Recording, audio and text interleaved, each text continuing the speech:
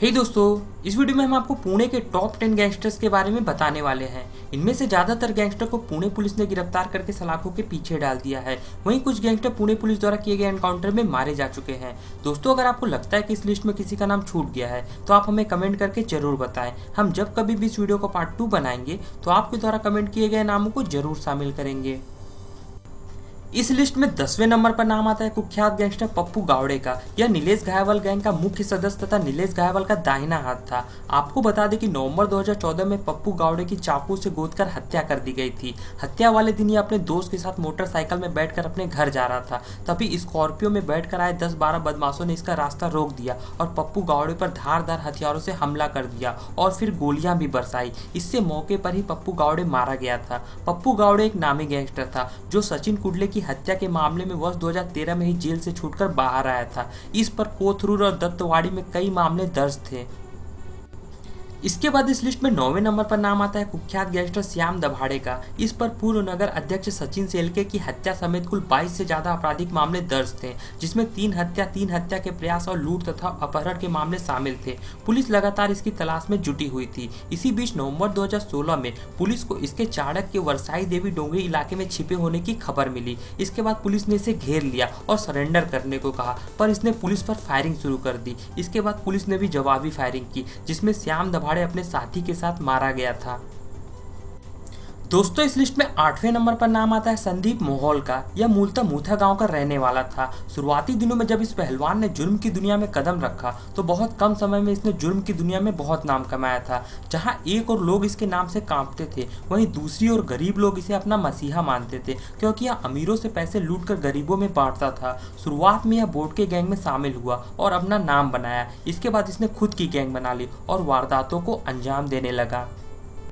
संदीप मोहल पर 20 वर्ष की उम्र में ही हत्या का पहला मामला दर्ज हो गया था। बहुत कम समय में अपराध की दुनिया में नाम कमाने के बाद इसने राजनीति में कदम रख दिया और राजनीति में आने के बाद यह मूथा गांव से निर्विरोध सरपंच पद का चुनाव जीता। इसके बाद ये एनसीपी के मथाड़ी कामागार यूनियन का प्रदेश अध्यक्ष बना। बहुत कम समय में अपना नाम कमाने वाले संदीप मोहल का अंत दुर्भाग्यपूर्ण रहा।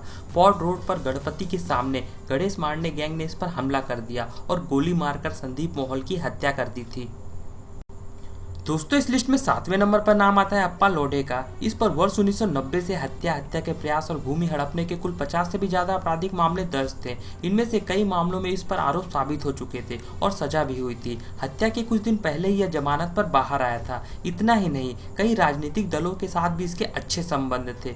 मई 2015 में जब सुबह 5 बजे टहलने निकला था, तभी 4-5 बदमाशों ने इस पर हमला कर दिया और गोली मार दी। कई गोलियां लगने की वजह से मौके पर ही अप्पा लोढ़े मारा गया था।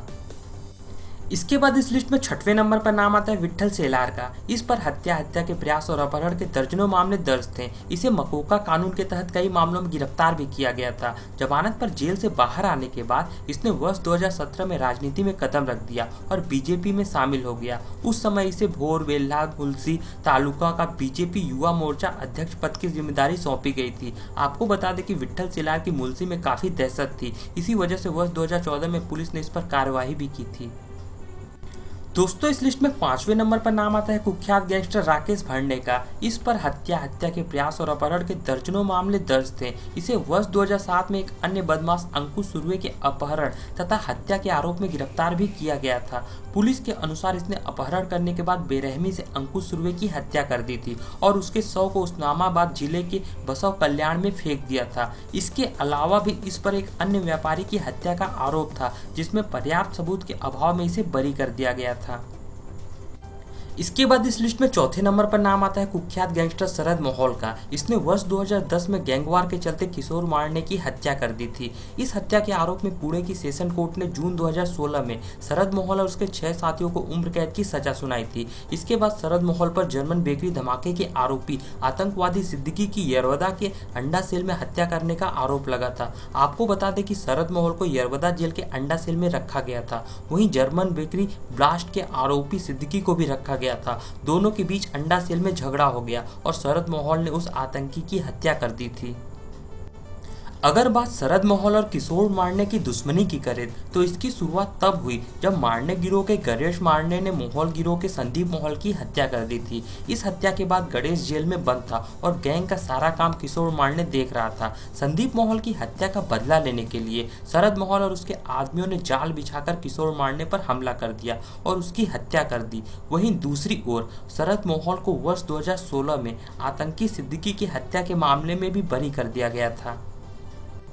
दोस्तों, इस लिस्ट में तीसरे नंबर पर नाम आता है बाबा बोडके का। इस पर हत्या के प्रयास और फिरौती के 1 दर्जन से ज्यादा आपराधिक मामले दर्ज थे।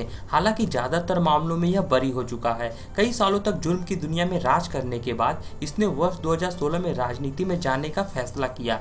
आपको बता दें कि वर्ष 2016 में महाराष्ट्र के तत्कालीन मुख्यमंत्री देवेंद्र फडणवीस उस समय मुश्किल में आ गए थे जब उनकी एक तस्वीर वायरल हो गई थी जिसमें वह बाबा बोडके के साथ नजर आ रहे थे। इस पर सफाई देते हुए देवेंद्र फडणवीस ने कहा कि एक स्टोर के उद्घाटन के समय यह फोटो खींची गई थी। उनका बाबा बोडके से कोई लेना देना नहीं है। इसके बाद इस लिस्ट में दूसरे नंबर पर नाम आता है नीलेश घायवल का। आपको बता दें कि नीलेश घायवल और गजानन मारने एक दूसरे के जानी दुश्मन हैं। इनकी दुश्मनी की वजह से पुणे शहर में कई गैंगवार हो चुके हैं। इसी वजह से पुणे पुलिस ने दोनों गैंग के ज्यादातर लोगों को गिरफ्तार करके सलाखों के पीछे डाल दिया है।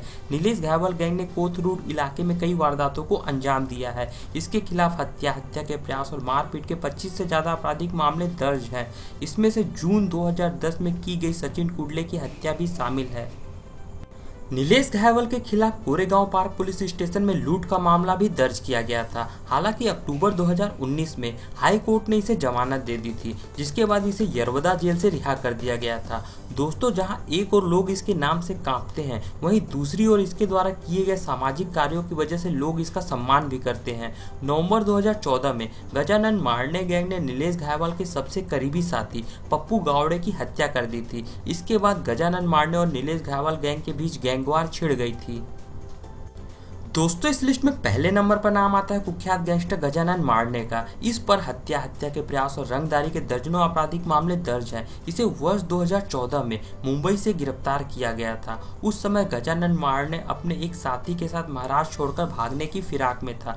तभी पेट्रोलिंग कर रही मुंबई पुलिस की नज़र इन दोनों पर पड़ी। पुलिस ने शक के आधार पर दोनों को गिरफ्तार कर लिया। गिरफ्तार करने के बाद मुंबई पुलिस को पता चला कि यह पुणे का मोस्ट वांटेड अपराधी गजानन मारने है। इसके बाद पुणे पुलिस को सौंप दिया गया था। तब से ही गजानन मारने जेल में बंद है। दोस्तों, तो ये थे पुणे के टॉप 10 गैंगस्टर। दोस्तों, अगर आपको लगता है कि इस लिस्ट में किसी का नाम छूट गया है तो आप हमें कमेंट करके ज़रूर बताएं। हम जब कभी भी इस वीडियो का पार्ट 2 बनाएंगे तो आपके द्वारा कमेंट किए गए नामों को ज़रूर शामिल करेंगे। दोस्तों, अगली वीडियो आप किस टॉपिक पर चाहते हो आप वो भी नीचे कमेंट करके बता सकते हो। ये वीडियो अगर आपको अच्छी लगी हो तो लाइक और शेयर ज़रूर करें। इसी तरह की और वीडियो के लिए हमारे चैनल को सब्सक्राइब करें। मिलते हैं अगली वीडियो में, तब तक के लिए धन्यवाद।